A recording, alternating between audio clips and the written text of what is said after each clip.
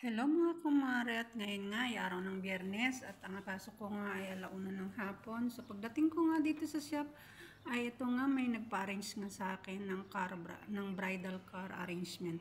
So wala tong booking mga guys kasi saglit lang naman to siyang gawin. Napakasimple lang naman ng arrangement na gusto niya kasi ayaw nga niya ng mamahalin dahil urgent nga daw. Hindi ko ba alam, hindi ko maintindihan ng mga tao kung bakit may pa-urgent pa silang nalalaman. Ibig sabihin ba hindi naka-schedule yung kasal nila? So yan lang nga guys, at saglit lang ay natapos ko na. Ayan na nga yung car. So nilagyan ko lang siya ng bulaklak sa harap at saka sa likod at saka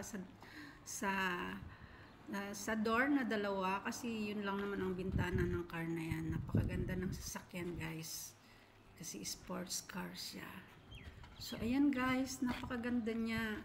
Ang simple lang ng arrangement kasi nga yung nagpa-arrange niyan is lokal din naman siya pero siguro foreigner yung mapapangasawa niya kaya ganyan lang kasimple.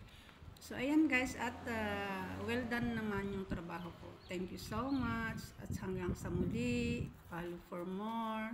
Sana nagustuhan yung aking video. Yun lamang. Bye!